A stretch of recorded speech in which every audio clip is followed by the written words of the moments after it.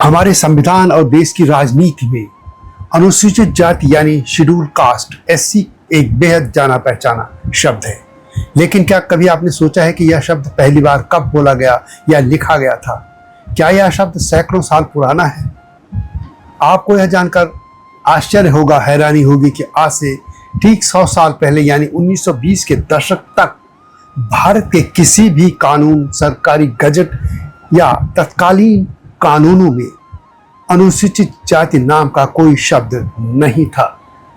तो फिर यह शब्द कैसे आया, इसे किसने बनाया और 1931 की जनगणना का इस शब्द के पैदा होने से क्या संबंध है? इसी मुद्दे पर मैं आज आपसे बात करूंगा।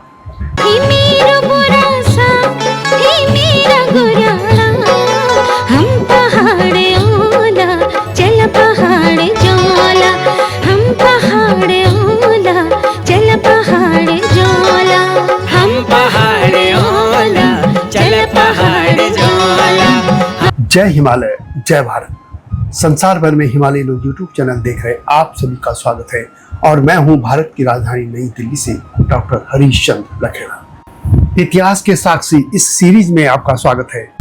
इस वीडियो में मैं बताऊंगा और इतिहास के पन्ने पलट कर बताऊंगा कि कैसे एक जनगणना और कुछ ब्रिटिश दस्तावेजों ने भारत के करोड़ों लोगों की सामाजिक और कानूनी पहचान हमेशा के लिए बदल दी थी। आइए चलते हैं सबसे पहले आज से लगभग 100 साल पीछे यानी 1920 के दशक में। उस समय ब्रिटिश शासन के दौरान सामाजिक रूप से हाशिए पर धकेले गए और छुआछूत का शिकार समाज के लिए कोई एक निश्चित कानूनी शब्द नहीं था। लोग उन्हें अलग अलग स्तर पर अलग अलग नामों से पुकारते थे। सरकारी कागजों में अंग्रेज प्रशासनिक अधिकारी उनके लिए डिप्रेस्ड क्लास यानी दलित या दबे कुचले वर्ग शब्द का इस्तेमाल करते थे। यदि हम उस समय के सरकारी दस्तावेज जैसे लीथियन कमेटी रिपोर्ट या शुरुआती जनगणना रिपोर्टों को देखें तो अंग्रेजों के सामने सबसे बड़ी दिक्कत यह थी कि डिप्रेस्ड क्लास में कई बार जनजातियों और पिछड़ी जातियों को भी मिला लिया जाता था। कोई स्पष्ट वैज्ञानिक परिभाषा नहीं थी कि कौन इस वर्ग में आता है और कौन नहीं। फिर 1931 का साल भारत के इतिहास का सबसे बड़ा मोड़। 1931 में भारत की 5वीं संपूर्ण जनगणना आयोजित की गई थी, जिसकी कमान तत्कालीन जनगणना आयुक्त J.H. हटन के हाथों में थी। हटन ने यह महसूस किया कि जब तक अस्पृश्यता की एक वैज्ञानिक परिभाषा नहीं होगी तब तक इन जातियों की सटीक गिनती असंभव है। इसलिए उन्होंने प्रांतीय जनगणना अधिकारियों को निर्देश देकर 9 सामाजिक और धार्मिक कसौटियां तय की थी, यानी क्राइटेरिया 9 तय किए गए थे। ये धार्मिक और सामाजिक कसौटियां इस तरह थी। पहला, उच्च श्रेणी के ब्राह्मणों की सेवाओं से वंचित होना। दूसरा, अपनी ही जाति के पुजारियों या नाइयों द्वारा सेवा लेना। तीसरा, सामान्य हिंदू मंदिरों में प्रवेश पर रोक। चौथा, सार्वजनिक कुओं तालाबों से पानी लेने पर रोक। पांचवा, स्पर्श या छाया से अशुद्ध माना जाना। छठा, सार्वजनिक स्कूलों और रास्तों से दूर रखा जाना। 7, तथाकथित अशुद्ध पारंपरिक व्यवसायों में होना। 8, स्थानीय देवी देवताओं को पूजना। 9, शैक्षणिक और सामाजिक पिछड़ापन। यह जो कसौटियां मैंने गिनाई हैं यह 1931 की जनगणना में लिखी गई हैं, उसमें दर्ज हैं और जहां हटन ने खुद इन 9 शर्तों और प्रांतीय आंकड़ों का विस्तार से उल्लेख किया है। 1931 की जनगणना केवल जनगणना नहीं थी, इसके पीछे एक भारी राजनीतिक घमासान चल रहा था। लंदन में गोलमेज सम्मेलन हो रहे थे जहां डॉक्टर भीमराव अंबेडकर ने दलित वर्गों के लिए पृथक राजनीतिक प्रतिनिधित्व और आरक्षण की पुरजोर मांग की थी।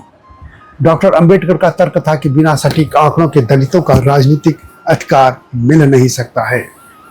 दूसरी तरफ सवर्ण संगठनों और नेताओं को डर था कि अलग गिनती से हिंदू समाज विभाजित हो जाएगा। डॉक्टर अंबेडकर के इस संघर्ष और तर्कों का प्रमाणिक दस्तावेज महाराष्ट्र सरकार ने प्रकाशित किया था और इसमें गोलमेज सम्मेलन के भाषण और पूना पैक्ट 1932 की पूरी पृष्ठभूमि दर्ज है। इसी 1931 की जनगणना के आंकड़ों के आधार पर आगे चलकर पूना पैक्ट के तहत दलित वर्गों के लिए सीटें आरक्षित की गई थी। अब आते हैं सबसे अहम सवाल पर, यह शेड्यूल कास्ट शब्द कैसे पैदा हुआ?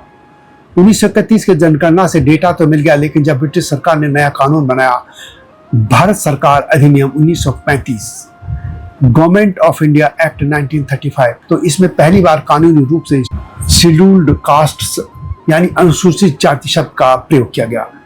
आखिर से शेड्यूल्ड अनुसूचित ही क्यों कहा गया? अंग्रेजी कानून में जब किसी विशेष अधिकार या आरक्षण के लिए किसी दस्तावेज के अंत में जातियों की एक तालिका या सूची जोड़ी जाती है तो उसे शेड्यूल्ड कहा जाता है। चूंकि 1931 के डेटा के आधार पर जातियों की एक अलग अनुसूची शेड्यूल बनाई गई थी, इसलिए उस अनुसूची में शामिल सभी जातियों को नाम मिला शेड्यूल्ड कास्ट यानी अनुसूची में दर्ज जातियां। और यह जो मैं जानकारी दे रहा हूँ वह ब्रिटिश हुकूमत ने 29 अप्रैल 1936 को government of India scheduled caste order 1936 नाम से आधिकारिक शाही आदेश जारी किया था, जिससे भारत के इतिहास में पहली बार राज्यवार अनुसूचित जातियों की कानूनी रूप से सूची प्रकाशित की गई थी। 1947 में जब भारत आजाद हुआ यानी 15 अगस्त 1947 को, और इसके बाद भारत का संविधान लिखा गया, तो संविधान सभा ने 1935 के इसी शब्द और 1931 के ऐतिहासिक आधार को अपनाया। संविधान के अनुच्छेद 341 के तहत भारत के राष्ट्रपति को अधिकार दिया गया कि वे राज्यों के राज्यपालों की सलाह पर देश की अनुसूचित जातियों की सूची अधिसूचित करें। अनुच्छेद 366-24 इस अनुच्छेद में आधिकारिक रूप से अनुसूचित जाति की संवैधानिक परिभाषा दी गई। इस तरह जो प्रक्रिया 1931 में J.H. हटन की जनगणना से शुरू हुई थी, उसने 1935 में कानूनी शब्द का रूप ले लिया और 1950 में भारत के संविधान का स्थायी हिस्सा बन गई। तो यह थी अनुसूचित जाति यानी शेड्यूल्ड कास्ट शब्द के जन्म की पूरी कहानी। यह शब्द केवल एक प्रशासनिक या कानूनी नाम नहीं है, बल्कि सदियों से झेली गई असमानता को पहचानने और उसे संवैधानिक अधिकारों में बदलने की ऐतिहासिक सफर की पहचान है। 100 साल पहले जो शब्द अस्तित्व में भी नहीं था, आज वह भारत में सामाजिक न्याय की सबसे बड़ी नींव है। ये वीडियो कैसी लगी कमेंट में अवश्य लिखिएगा। वीडियो आपको पसंद आए तो शेयर भी कीजिए, लाइक भी कीजिए और चैनल को सब्सक्राइब करना न भूलना। 1931 की जनगणना को लेकर जारी इस सीरीज को अवश्य देखते रहिएगा। जल्दी आऊंगा नई गाथा के साथ, तब तक जय हिमालय, जय भारत।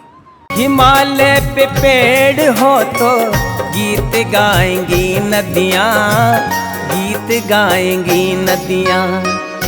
पेड़ों पे चिड़िया है तो गीत गाएंगी नदियाँ, पेड़ों पे चिड़िया है तो गीत गाएंगी नदियाँ।